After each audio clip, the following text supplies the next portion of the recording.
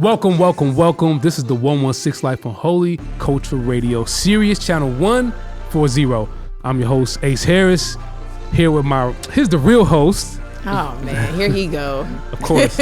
I'm gonna keep that energy all year, or all the way through next year. Good to have you though, Meah. No, always, man. We're happy that everybody's tuned in once again here on the 116 Life. We have a great one, and here's one thing I like about the 116 Life, Ace. For sure. I really like that we bring people on who people may know, and right. As like be familiar faces, but also we bring the hidden gems. You know what I'm saying? Like I feel like we put people on when it comes to certain guests. And y'all, we have a gem. We have a hidden gem this week. Gem. He is here, man. We have Logan Russell here on the show. Logan. Thank you. How you doing, my Logan friend? Russell. I'm feeling good. A little, hitting that season of, nose and throat and everything. Cough drops, tea. Yeah. It's that I season. know the feeling, brother. I'm recovering right now. I know everyone. See how they simultaneously picked up their cups. Oh, yeah, They're like, I need something for my throat already. And we can argue that drinking while on a podcast, this looks cool. It does. It's like, oh, brand placement? What?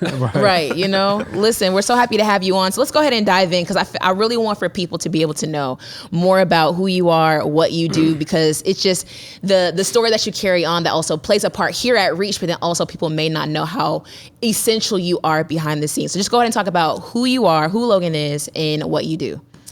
Yeah. So, I've been here at Reach for 8 years. Just celebrated a month ago. Crazy. But I run our music licensing, publishing side of stuff. So just making sure stuff is registered and properly. And but my main role is kind of in the sync licensing space. So pitching all of the artists' songs for opportunities for commercials or TV shows or, anything in the video world. And so basically just communicating with those partners and people and trying to get some cool stuff.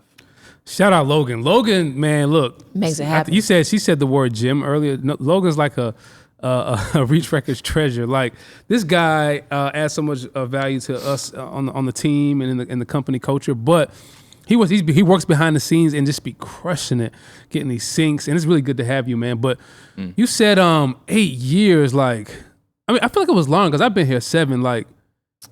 How'd you get to Reach Records? What was your initial start? Tell us what that looked like when you first came over here. Yeah, so I'm originally from Washington State, Olympia. It's about an hour south of Seattle, and I, was a fan of Reach growing up. And saw an internship opportunity. And so I actually applied months earlier and got denied by Katie. Hey, Katie. She denies it, but, I got the email. You got the receipts? Yeah, I got the receipts. Okay. Sorry. But then the second time I applied, I got in and I had 2 weeks to get down here. And so I just wow. Bought a flight, packed 2 bags of luggage, and literally by the grace of God found housing the hour or two before my flight. It was definitely a God moment of wow. Coming here. How did you feel on that flight? I'm thinking you must have been super. Well, so it was I think it was a Tuesday or something the flight was, and I remember talking to my pastor on Sunday and being I don't have any housing. I don't know anybody in Atlanta. Am I crazy? Or it was just kind of walking in faith or and so, yeah, I was pretty nervous. And then luckily got connected with a pastor down here who let me stay in his house for a week and kind of helped me figure out housing from there. Once I got down here. It's amazing. So what do you remember your intern experience being like? Were you nervous? Like you said, you're a fan of Reach growing up. So you see walking around, seeing everybody, seeing all the artists, being in the mix. How did you feel? What was your intern experience like? Yeah. So it's a different building too than where we were here. Mm-hmm. And it was very open and you could just hear everything. And so it was so awkward. Was that a good? And so I walk in, like I have to like ring the doorbell. Somebody comes and gets me, and I walk in, and it's just like quiet and like totally different atmosphere than it is now. And so I don't know. I just remember like I had to wait for like 45 minutes while somebody like was finishing up something else and like finally talked to me. There was another intern that started at the same time, and we were just like, what are we doing? Like, like, should we do something? I don't know.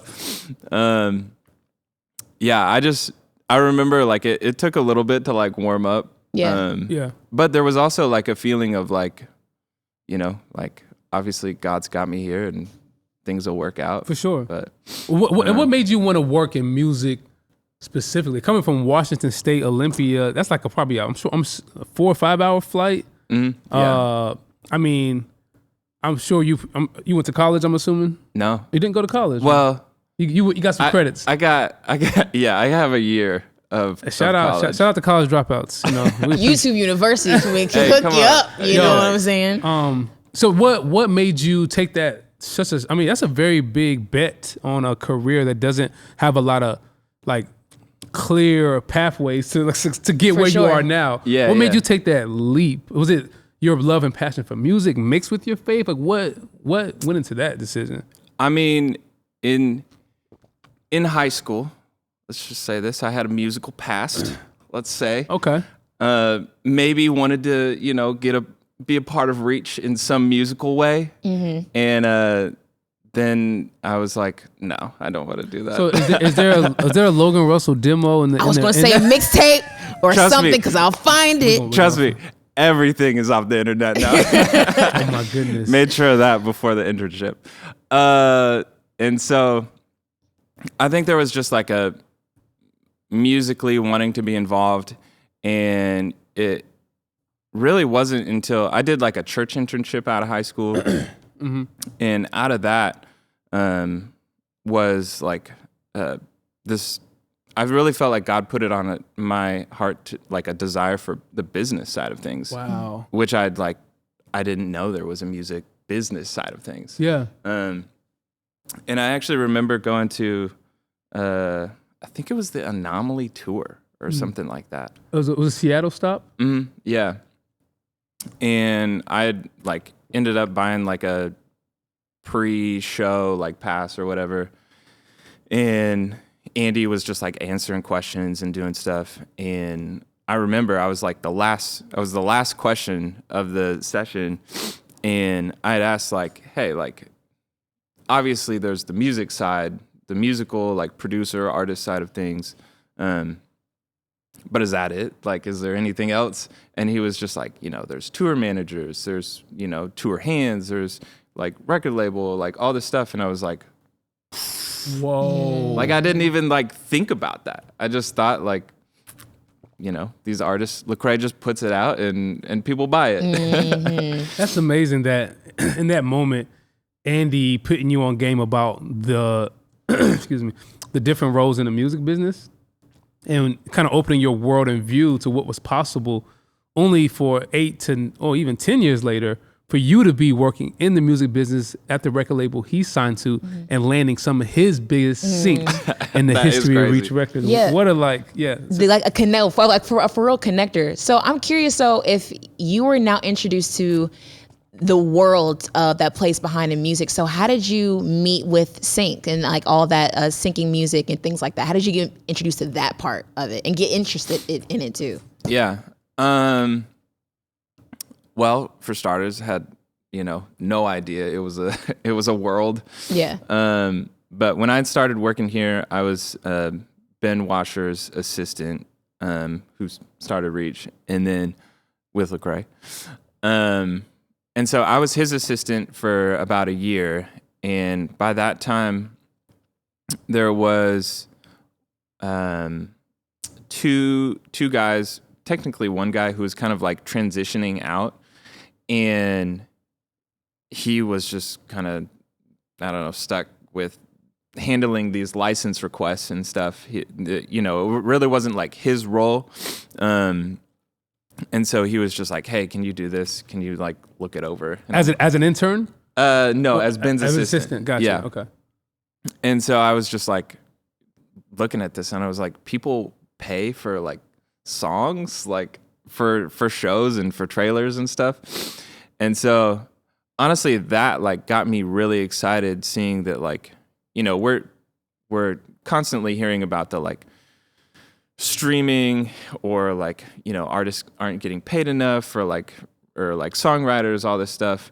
But it was really cool to see this translation of like, oh, people are buying art in the music world and paying like art money for it. You know, I relate this all the time. Like in the art world, you hear a painting like sold for $1 million and you're like, that's crazy. Like, I'm gonna make some art. Like, and like, I kind of feel like that is like the sync world, like businesses, trailers, like all this stuff. Obviously it's good. Like, you know, you get to say like, you know, Nike used my song or like something like that, but you also get paid a good sum of money for like these placements. That's so cool. And so, yeah, I feel like it's just one of those moments where you see like art really valued, and they're like, hey, I'm going to pay you $100,000 for this song because I think it'll complement what I'm doing very well. And like connect those dots. That's so cool. Shout out this. I mean, it's complicated in a climate of the streaming era, which obviously we live in the middle in, and you know, we, you know, as a business, but it's really cool, and it also gives a lot of creative opportunity to make money in ways that they don't always make it on the streaming sales side, given the construct of the music business, which I'm sure people can debate whether that's a good thing or not all through the comments. But I think the sync world, because I mean, even as I think about it, Logan, like, I ain't gonna say my age, not to age me out, but there was a time in artistry and in culture where brands and bands syncing music together was actually considered like selling out. Yeah. It was not cool to get for a commercial to use your song. Oh, wow. Or for you to stand next to a brand, and because the purest of the artist mindset was. And talk about how things are just totally different now. You know what I'm saying? No, it's crazy. I feel like there was like a few like moments in the industry where they were like, okay, we'll partner with you on this one time, or like, what was it, like Run DMC and Adidas and like just little moments like that. But I definitely it is crazy to see how it's like, oh, you need to get into the sync world. Like that is like a huge topic now versus, I don't know, probably 20, 30 years ago. Yeah, it's definitely changed. Yeah, for sure. Definitely would love to get into more of your story on the next segment, and how you just obviously like even your upbringing in Olympia. I don't want to say Seattle. I'm gonna keep it 100. Hey. Shout out Macklemore. I had to troll you. This is the 116 Life on Holy Culture Radio, Sirius Channel 140. I'm your host, Ace Harris, here with Meah Evans. Evans. And also we got Logan Russell right here, Only y'all. Low. Hey. We'll be right back here on the 116 Life. Don't go anywhere. Welcome back. This is the 116 Life on Holy Culture Radio, Sirius Channel 140. I'm your host, Ace Harris, here with Meah Evans, here with Logan Russell, Yeah. our guest right here. Y'all, we have a great conversation learning a lot about Logan and syncs, the fact that the placements that he's played or how to play a part here when it comes to reach. And we want to get more into your upbringing. I'm still laughing at the fact that Ace said Macklemore. That is so funny to me. Okay, so we were talking off air a little bit about, you said you grew up in Olympia. What was like, you know, your upbringing like? Like, did you grow up in church? How did you get to know God for yourself? How did you begin to get introduced to this 116 life that you're living? Yeah, I mean, I like both my parents are believers, and like I grew up in going to church, like being in that kind of household. Like I definitely like there's some things like I feel like my mom had really strong faith, and my dad too. Just I remember waking up and like he was always just like flipping through the word like in the morning. And so I feel like I had good examples growing up. And like I remember praying. I've gone through a lot of like health stuff in my life, and so like I feel like that always brings you closer. Or like God, don't like I don't want to feel sick anymore. Like I want to like and so I went through a lot of that, and but it really wasn't until I would say like 8th grade where my like faith really started to take shape. I had a teacher who was, literally the simplest little phrase, but was just like, it wasn't until like I moved out of the house or whatever that I owned my faith. And I was like, I've never thought about just like, this is my faith and like not my parents' faith anymore. And so I would say high school definitely was where my like faith was developed. And, I like started listening through hip hop more like 6th grade, I would say. Like I grew up not listening to hip hop. Like our household was like oldies and like country music. And so did your parents allow you guys to listen to like secular music, quote unquote? Like, or was it very, how loose was like the temperature on listening to other kinds of music? What's funny is like, we never listened to like Christian like radio or like music, like sermon stuff, yes, but it was always like Dean Martin, Frank Sinatra, like those kind of vibes. Okay, and then like country stations. So it wasn't like a problem with like secular music at all. Obviously, like hip hop says a little bit more profanity, and so that was always the concern in our household. So I feel like I always had to sneak listen. Like my brother had like bootleg CDs. What artist? I was gonna ask that too. Yeah, I was like, who we sneaking in the house? Macklemore? No, not Macklemore. I'm gonna keep trolling them. Sorry. Honestly, I had like. Who is it? Naughty by Nature. I have this CD. I don't know if I still have it, but it was like not like 2000s hip hop. I feel like. Right. It was. Dang, I'm trying to remember who else was on it. That's the irony of Naughty by Nature's infamous song, which is a hit record. Yeah. Like, and you really peel back the lyrics on that song, you're like, oh yeah, okay. Other people's property. Okay, got it. And then like I remember at one point my sister had come down to the South here, and I think it was actually Texas because she'd come for like some Katrina like hurricane stuff. Okay. Like helping out after that. And I remember she got me these like those like gas station CDs. Logan with the gas station vibes. Like Young Jeezy, like straight up like mixtape. Oh yeah. She brought them for you? Yeah, Your sister brought you Young Jeezy mixtapes? Yeah, she brought me some of these and I was just like always jamming them. And yeah. Logan's music collection was loaded, y'all.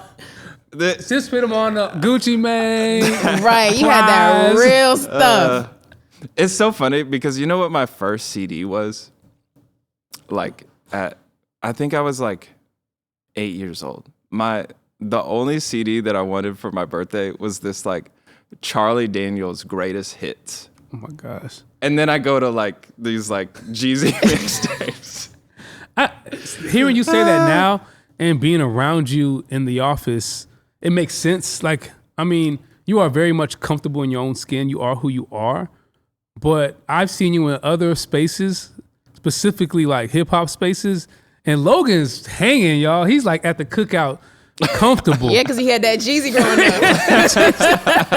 But I want to dig a little bit more, and let me know if this is comfortable to ask. But yeah. I think it's important for people to hear the fullness of your story.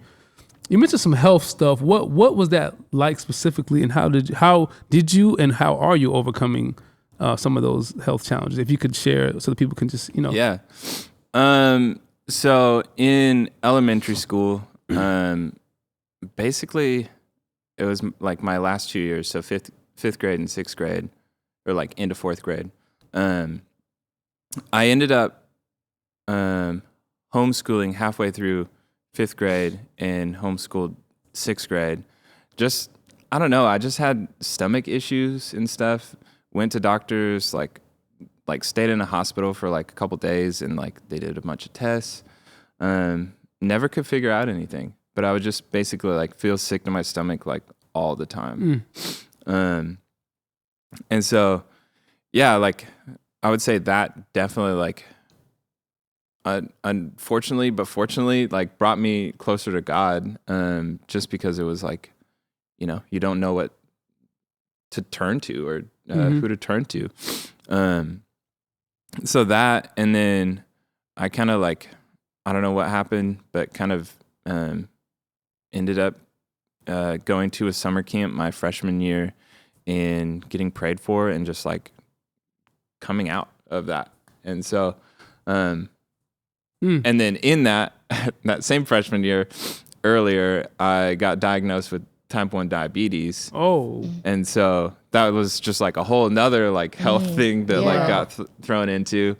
And yeah, it's just like, it's one of those things where I constantly have to depend on God and just have him walk me through stuff. And I know like as I get like older, like there's more complications. So I'm just like, you know, trying to figure out the best moves forward and trying to depend on God the whole time. And as a married man, I think you have a newborn on the way. Newborn on the way. Yep. Shout out Lacey. How do you navigate your health ailments and your like music business responsibilities? Like, talk about how do you get through those tough moments? Because I to be upfront, I've seen Logan. I didn't know this. Dude is super chill, super humble. He's got a servant's heart, y'all. He's just a really like humble, resilient type of dude. One day I'm walking by his office, my man pulls out like the insulin shot, bro. And I was like, yo, what are you doing? I thought he was on some of that snowman or something. You know, just like what are you doing, man? In the office? But wow. You don't carry that ailment like as a crutch. Yeah. I was like, I didn't know that. I mean, it's okay. I think Lecrae found out like a month ago that I have type 1 diabetes. But I just like, you know, I know how to just shoot up real quick. Oh my God. Shoot up is crazy. Yo. I'll be honest, we need to chill. I'm pretty good at it, I will say. Yeah. Yeah, it's so funny. Like, I could be in a grocery aisle, like, crowded by people, and just like, and nobody notices. I think that says a lot about who you are. I mean, you seem to be very, you very optimistic energy when I'm around Logan. Just very like, hey, we'll figure it out, man. And I think that speaks to a lot of the success you've been having on the sing side. I mean, we could probably get into, you know, some of the amazing things you've done. Talk about, before we get into, because I do want to spend the last segment going through the highlights, because I think that's important. But I want to talk about so you're interning at Reach. Now you're Ben's assistant. All this backstory, you know, health, faith, family, flying all the way across from Olympia. Reach gets a new building. Did you want to stay Ben's assistant? Did you have aspirations to do more? Or like, how did it get to this moment? You know what I'm saying? Honestly, I was just like kind of in a space where I was just happy to be here, you know? That's fine. That's Logan. Yeah, for real? All day. Like, I remember thinking like, hey, if I get to like sweep floors here, like cool, but like I get to be around here. So make no mistake, this kid did sweep floors. Yeah. Yeah. Sometimes I still do. He was like I mean, like, people make that joke about, man, I'm down to do the dirty work. I'm down to take out the trash and sit in the conference room. He literally was doing both. But yeah, sorry, go ahead, say it. But wait, what was the question again? Like you said, how did you get so far in? Like, and you said you were happy to be here. Talk about that mindset. Like, how did you? Because you kind of got promoted and success opportunities keep flourishing, but you just kind of were just here, being yourself, adding value, and happy to be here. Like, talk about that journey. I think it was really some like push from Ben too. Like he was basically like, hey, after like a year and a half, like, I don't want you to be my assistant anymore. And so that kind of like coincided with the time where I was getting these like, hey, like check out this licensing placement, or like, you know, figure out that. And so I just kind of got excited about that. You know, I could help artists like create value in their music outside of streaming, outside of that role. Right. And that, you know, they can put it on their like, you know, artist resume, like got this trailer, or got this commercial or whatever. And it just kind of reminded me of high school, just like sharing music with people, except now they have big budgets. Oh, got it. So it's just like, you know, in high school, I was always trying to like convince people to listen to this album or listen to this project or whatever. And now it's just basically what I get to do, but different. That's amazing, man. Yeah. That's amazing. Yeah, I would love to dig into some of the highlights, man. So we're going to put a pin in it right here. This is the 116 Life on Holy Culture Radio, Sirius Channel 140, the Oli Low Story, Logan Russell, Meah Evans. We'll be right back. We'll be right back, y'all. Sorry, it's the Thai chai. Forgive me. And we're back right here on the 116 Life here on channel 140 here on Sirius XM on Holy Culture Radio. I got Ace Harris. We got Logan Russell. We're here talking about all things Logan. That's the whole basis of the episode. Okay, so we got to get into the placements, bro. Okay, so you have placed so many different songs in so many different places. And there's one that you mentioned that I really want to talk about. I can't wait to get into, because I remember I was in my parents' bedroom and I was like, is that Tadashi? Like, I was like looking, and it was the I think it was an iPhone, the Apple commercial, and then even also Netflix with the Blue Miracle. So can you talk a little bit about like the syncs that you play songs in, so on and so forth? Yeah. Yeah, it's been crazy, especially like the past couple years. Like, I feel like we've gotten into some like different conversations, which has been really fun for our music. Like, just seeing that like we're not just, you know, this Christian label, or like, you know, putting out hip hop, like we're being put in respected, you know, commercials and films and all that stuff. Yeah, like the iPhone commercial with Tadashi's song "Get Out My Way." That was one from this earlier this year. Just like, obviously that's like a cool moment with like the song being in an Apple commercial. But I don't know if you saw the commercial. It's dope. No, it is. Like, it is. And that's like, sometimes when you're pitching for sync, you're like, I don't know, this may like be kind of cool, or it may be totally lame. Like it totally happens all the time, where you know, you're gonna get, you know, a big chunk of money for it, but it's like, either this is a cool opportunity or it's just whatever. So that one was definitely a really dope moment. And then we also partnered with the film Blue Miracle, which you were saying. I got to work heavily with the music supervisor for the film, Mary Ramos, who she does actually all of Quentin Tarantino's films. She's amazing. So it was, and she's the sweetest, nicest person like ever. So nice. But yeah, that was a really cool opportunity, because we got to like, you know, put all of our music in the film. There was only like 2 songs that weren't, you know, Reach's catalog.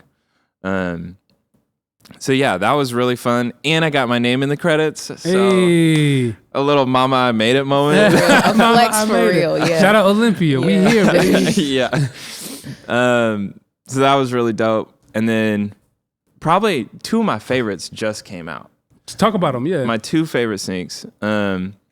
One, we just got a Pizza Hut commercial with coming in hot, but I like to call it coming in hut now, because you know. Oh, I love that. He told y'all he was an artist, y'all. And so that was really fun, like working through that, and we had just kind of like switch up some process like internally, and so that one was like us as Reach, like making it happen. So that was a really dope moment. If you've watched TV recently, you might have seen it. It's funny though, I've only seen it like one time. I seen it the other day watching.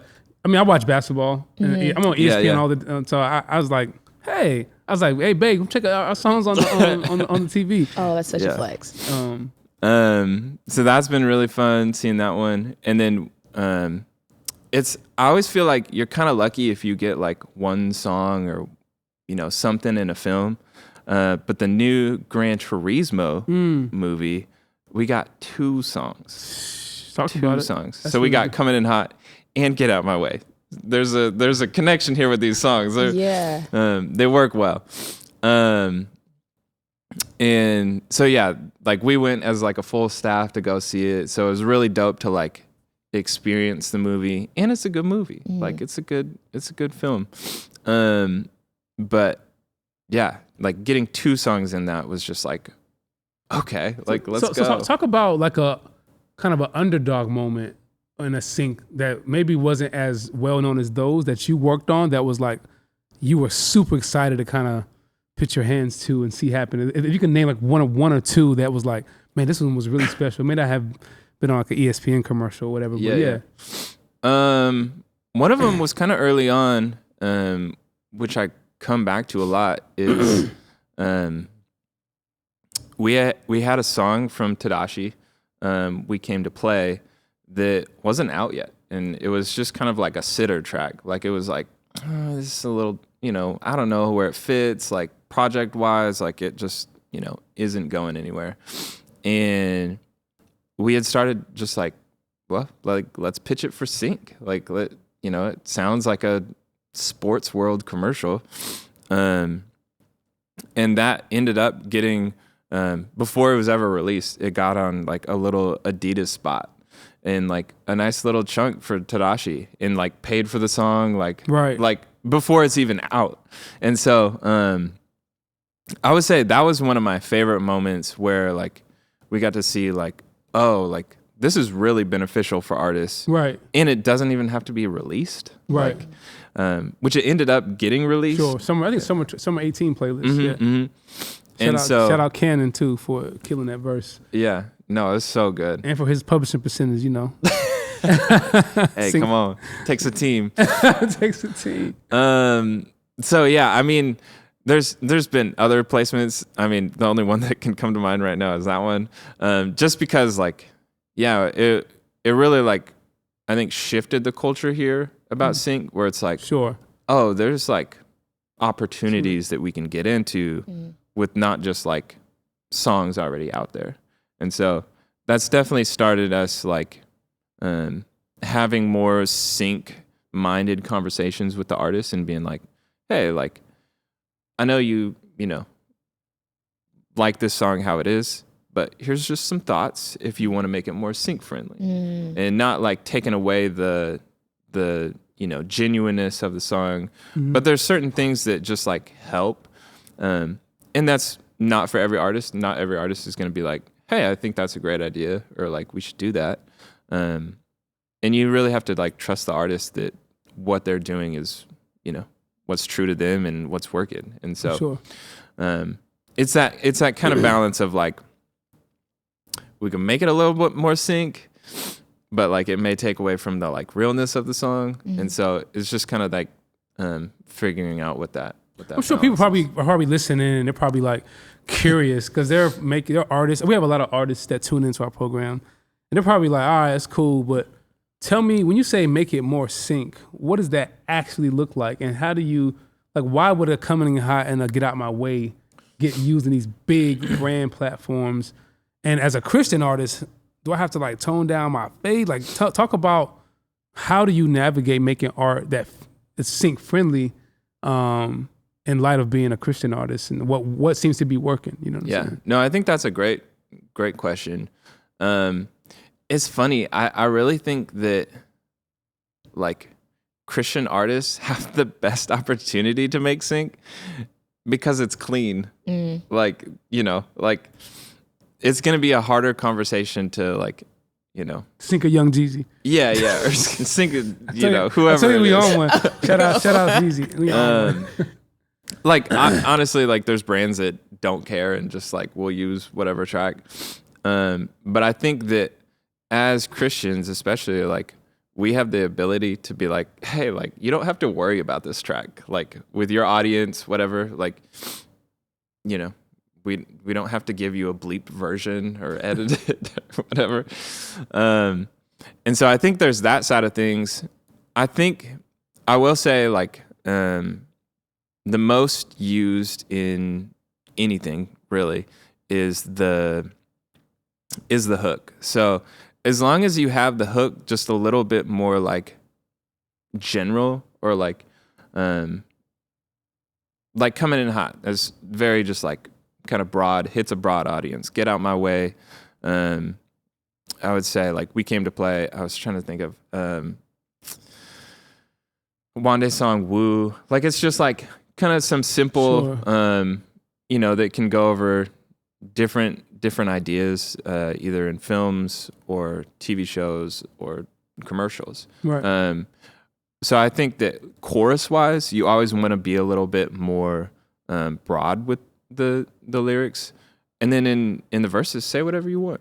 Like, say Jesus is your savior. Like, cool. Like, I just feel like there hasn't been a lot of conversations I've had that are like, oh, you said it in the verse, like, we're not going to mess with the rest of the song.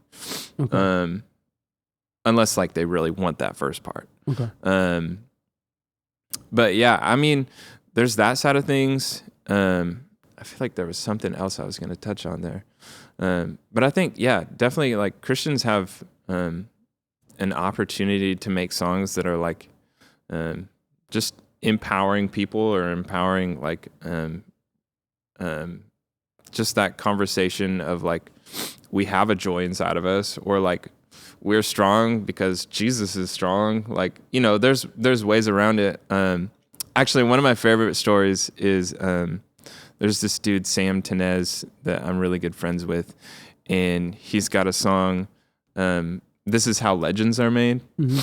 And it's more in the, like, rock space, but the lyrics are crafted.